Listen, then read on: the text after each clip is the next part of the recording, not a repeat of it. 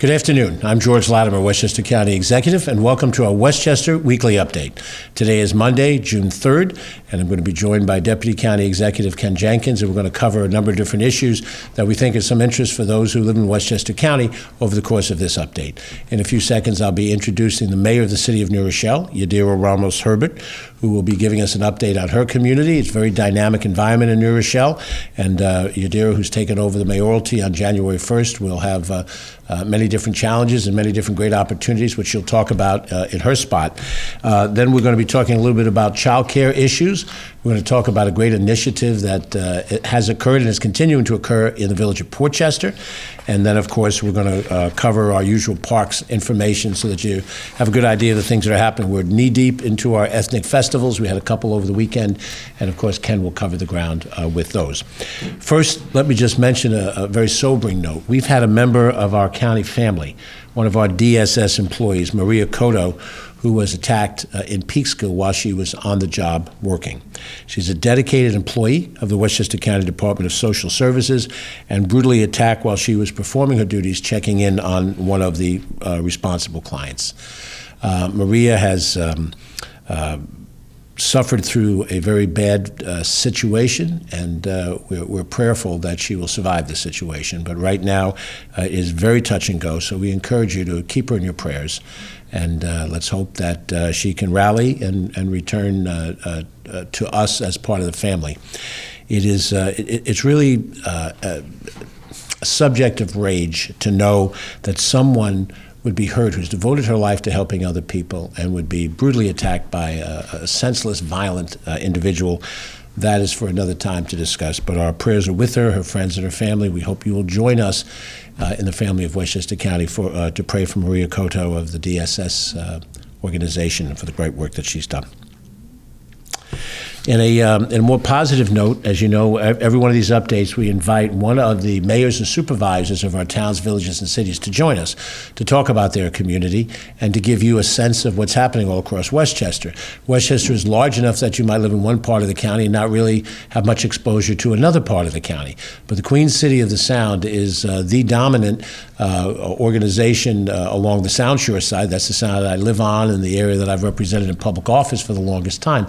And Yadira Ramos-Herbert became mayor after winning election last fall to a 4-year term. She served on the city council previously.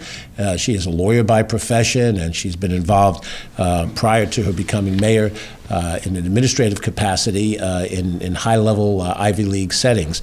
But she's taking all of that talent and devoting it now to the direction of the city of New Rochelle, a city of 80,000 people.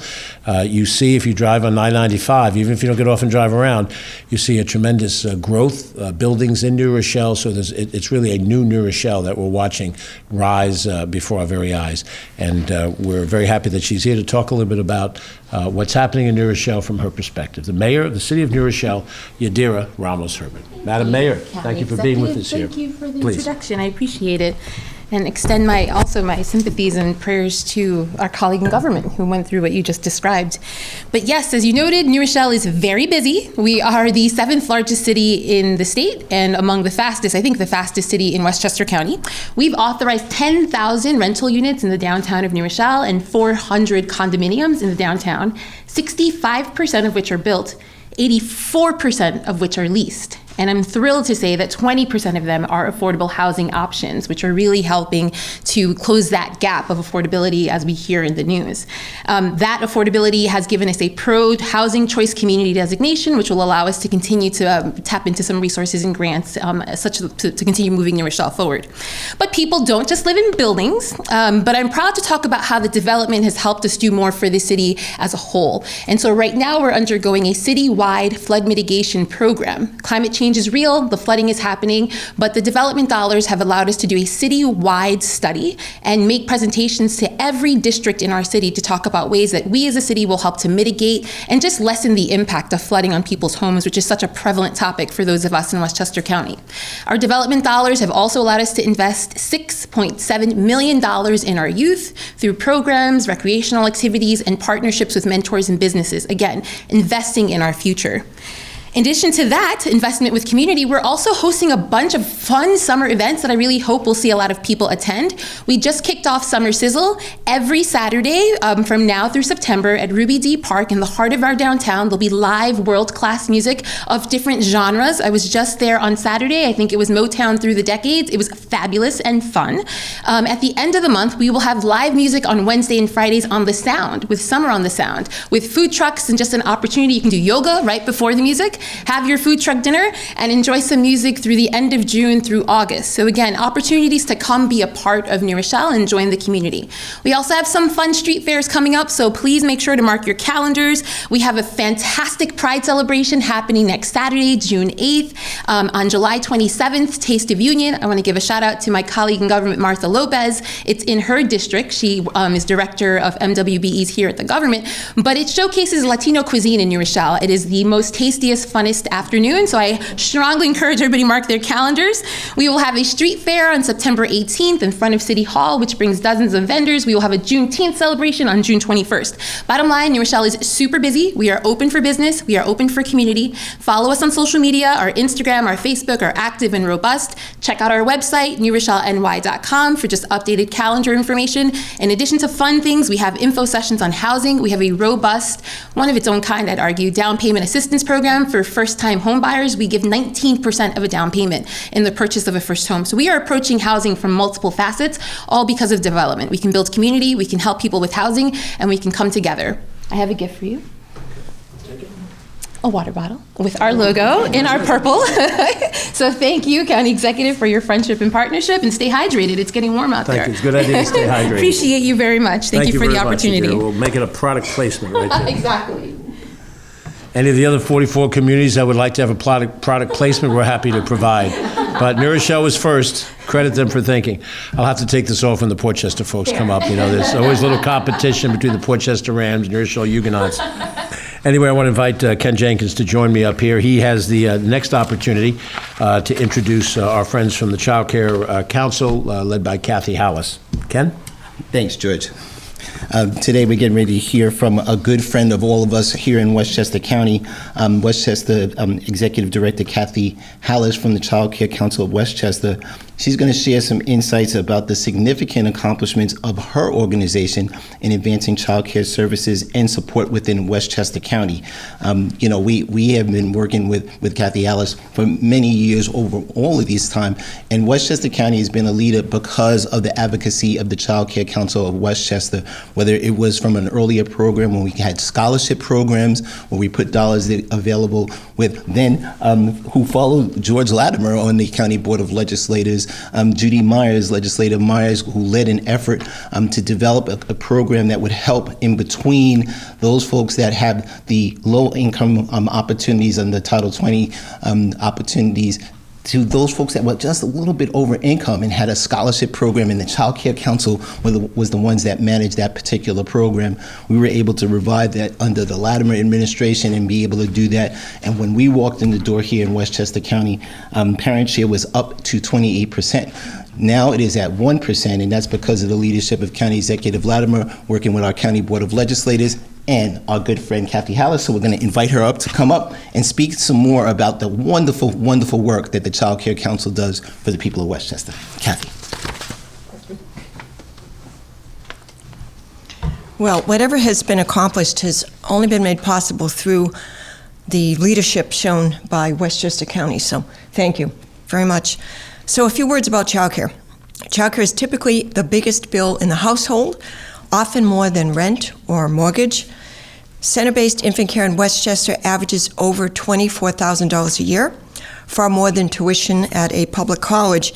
And just like most families need help paying for college, most families need help paying for childcare. Historically, the attitude toward childcare in the United States has been, let parents figure it out. In comparison, virtually every developed country with whom we compete on the global stage makes childcare available either for free or for a very modest fee. As a result, those countries enjoy higher levels of workforce participation for women than we see here in the United States.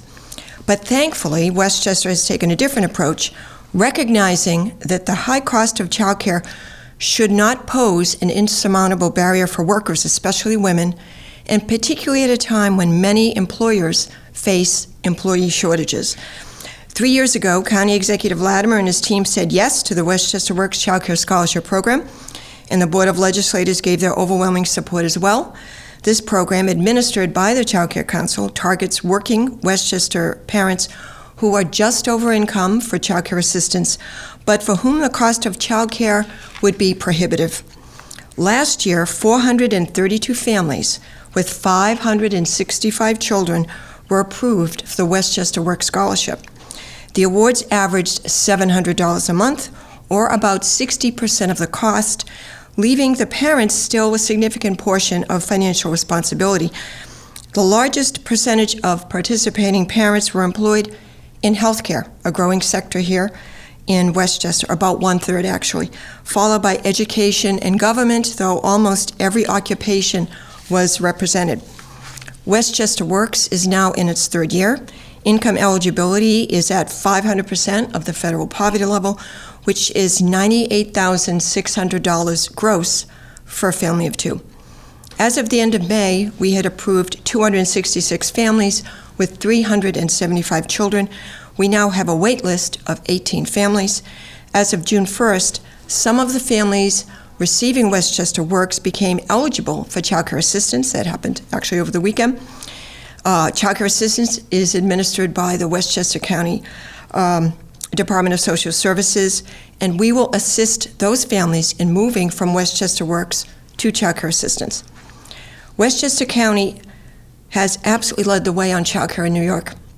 To get to the child care system the United States needs, we will need more state and federal investment, but there's more that can be done on the local level, as Westchester has demonstrated.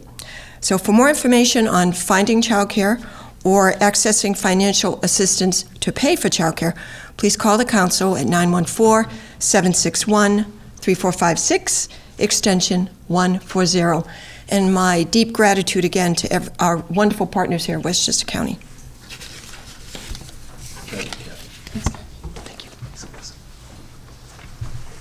Thank you very much. That's Kathy Hallis, who heads the Child Care Council of Westchester County. We appreciate the fact that we have partners in the non-for-profit world that the county can work with. I've said many times in other settings that the county could not do the kind of service provision without having independent nonprofit groups that are professional in these areas, and the Child Care Council is one of those many groups like this.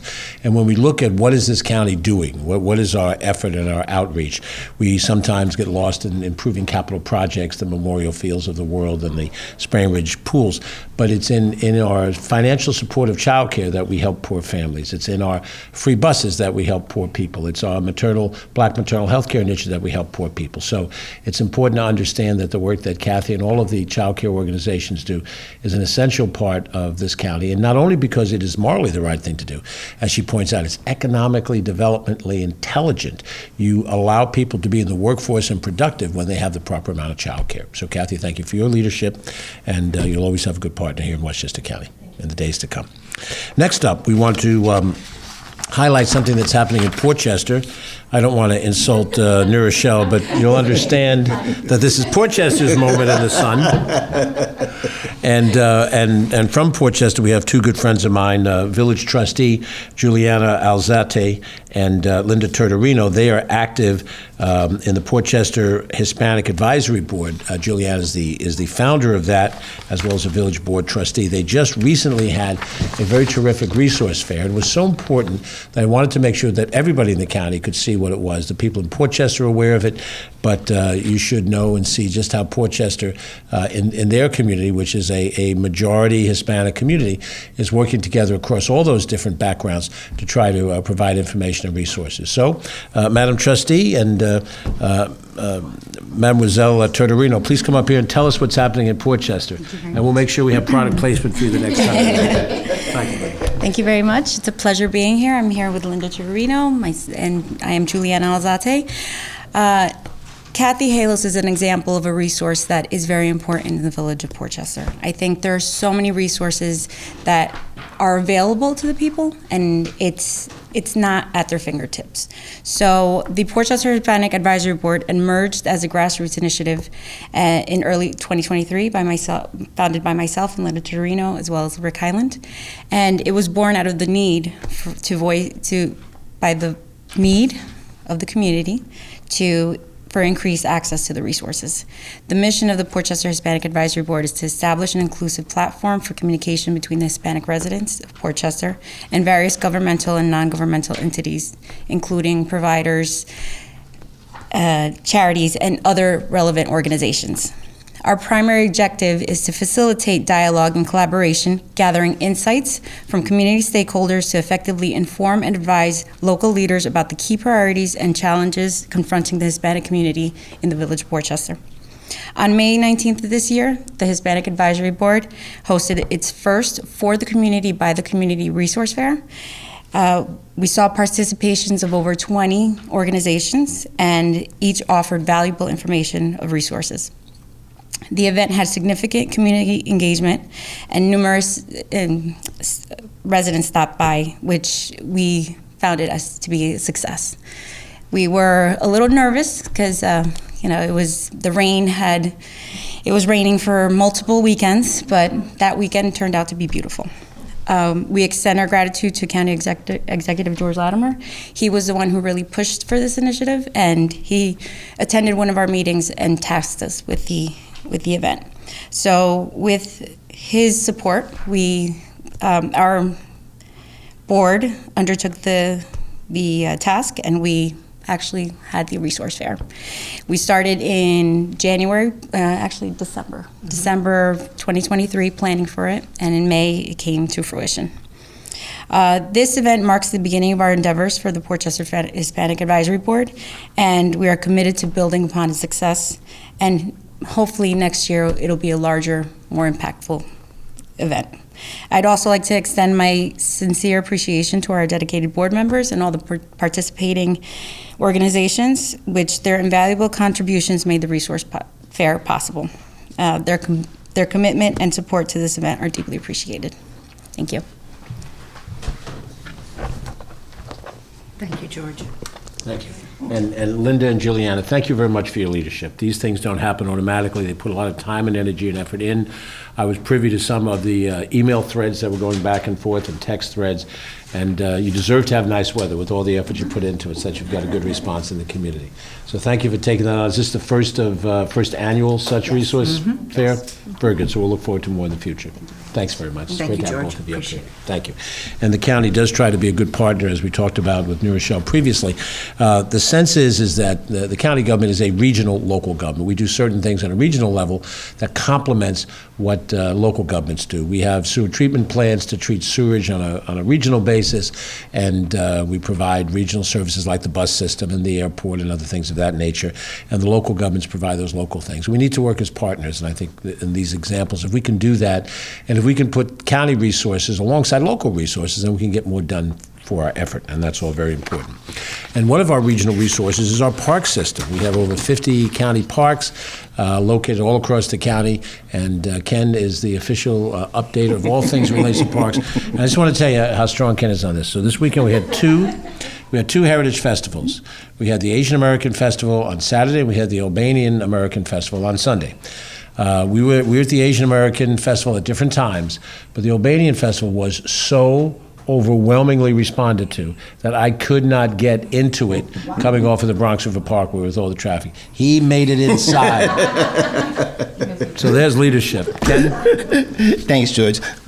I just learned from watching you over the years, County Executive Latimer has the way to get around everything, and I was able to come through our hamlet to make sure that we got in there for our hamlet in North Castle, got in there to make sure to see things going on. But the reality, this weekend was a fabulous weekend from a weather perspective. On Sunday, as the County Executive just pointed out, County Executive Latimer pointed out, we had in our Albanian Festival over 10,000 people that attended the Albanian Heritage Festival. It is not the largest festival. You would know the largest festival in Westchester County in the Cultural Heritage Days is the Hispanic Heritage Festival, which gets closer to 15,000 people that comes through. So that will be one of the ones that we're going to start early to get there and try to maybe bike up because it's right after Bicycle Sunday and see if we can get through and make that happen.